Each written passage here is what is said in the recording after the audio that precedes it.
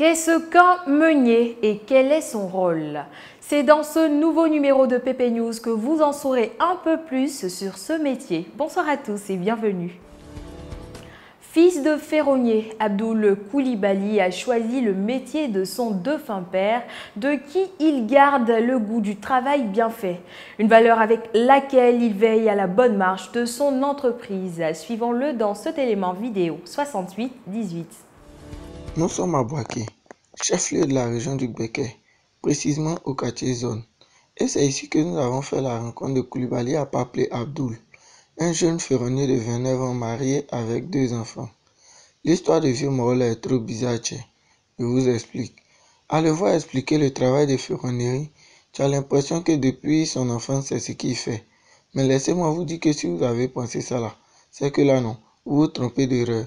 Parce que c'est après le décès de son père qu'il décide de laisser ce débrouillement qu'il faisait à Abidjan là pour venir prendre l'entreprise de son défunt père, vu qu'il est l'aîné de la famille. Bon, écoutons-le, Tché. Bon, la ferronnerie, j'ai commencé depuis à l'âge de 8 ans. Depuis à l'âge de 8 ans, j'ai commencé ça. Ouais, bon, je partais à l'école, c'était le congé. Bon, les week-ends, j'étais toujours ici avec le vieux. Voilà, quand j'ai pas école, en tout cas, j'étais là. Je peux dire que l'entreprise même a été créée par mon père, mon défunt père, père à son âme. Voilà, donc depuis que je suis petit, je suis ici. C'est un métier vraiment, je peux dire que ça fonctionne. C'est un métier, bon, on peut dire, bon, c'est toujours en actif. Voilà, mais à chaque moment, c'est que vraiment les gens construisent. Actuellement, même la priorité des gens, c'est la construction. Donc, une fois qu'il y a toujours des constructions, il y a toujours des ferronniers. Voilà, donc ça veut que nous sommes toujours en activité. Parfois là, quand on dit que vouloir c'est pouvoir là, déjà c'est vrai. Parce qu'il faut croire que quand vieux Morola, il ne voulait pas faire ça au départ.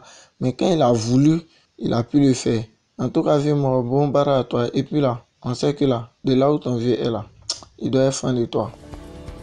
Pour attirer les faveurs sur leur village, les peuples Djimini de Congo-Djan offrent des sacrifices à leurs ancêtres. Ce rituel en malinké, désigné par le mot saraka, donne droit à l'immolation d'un mouton suivi d'un partage de repas. Pour plus de détails, suivez ce reportage 56-83.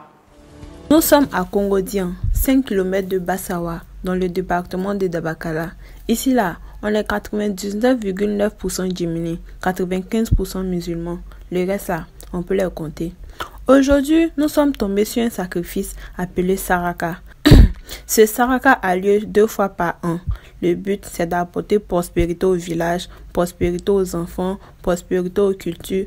En tout cas, c'est un but positif quoi. Mais contrairement à d'autres Saraka où ce sont les enfants seulement qui mangent là, ça là, si ta main peut toucher ta bouche seulement là, même si tu as 60 ans, à nous aller. Ce qui est sûr, comme le porte-parole du village est là, on va l'écouter. Ça, on fait ça 2 fois dans l'année. Le but, c'est d'apporter prospérité sur le village et tous ces sujets. Contrairement aux autres Saraka, c'est que Saraka, c'est pour tout le monde, c'est pour tous les sujets du village. Il n'y a pas enfant dedans, il n'y a pas petit, il n'y a pas handicapé. Et puis en plus, c'est toujours la même recette. Riz, sauce arachide et puis viande de mouton.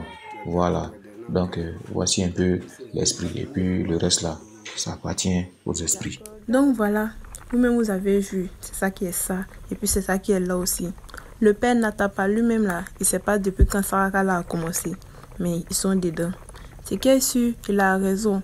Parce qu'il faut croire, hein, si on t'explique les problèmes de Congo-Djan ici là, toi-même tu auras mal à la tête. Donc on va laisser ça prochainement. Bisous. Avoir du grain à moudre, cette expression française colle bien avec le métier de Mamadou Sako, propriétaire de moulins.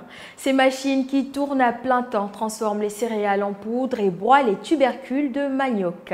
Pour tout savoir sur sa profession de meunier, partageons avec lui sa journée de travail 81-85. Voici Sako Mamadou, moulinier, c'est-à-dire quelqu'un qui travaille au moulin quoi. Voilà, depuis 1998. Si découragement n'est pas ivoirien, il était quelqu'un là, ça allait être lui là. Lui que vous voyez là, Sako Mamadou. Il est passé de 0 pour arriver à 100 et de 100, il est revenu à 0. À l'heure où je vous parle là, il est en train d'aller à 100 encore. Bon, cette activité, j'ai commencé en 1997. Pendant la crise, j'ai arrêté. Je n'avais pas de moyens. Je me suis débrouillé ailleurs aussi pour avoir des moyens. pour payer mes matériels.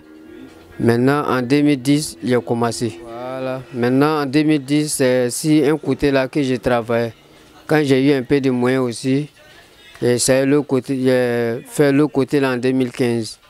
Un café, maïs. Puis quand il finit de faire le maïs là, on met dans l'eau, puis là, lui il fait tout. Il fait manioc aussi. Tout ça là pour vous dire que tant qu'il y a la vie, il y a espoir. Tant que tu peux respirer, tout ça là c'est possible. Si Sako Mamadou était un paresseux, il allait commencer à s'apitoyer sur son sort en disant non, c'est mamie, c'est l'auto, c'est mamie, c'est l'auto. Mais au lieu de ça là, il s'est remis au travail et voilà aujourd'hui où il en est. 82-43, cher Piment, Pépé News tire à sa fin. Prenons rendez-vous la semaine prochaine pour de nouvelles actualités avec Yuna Shimizu. À lundi.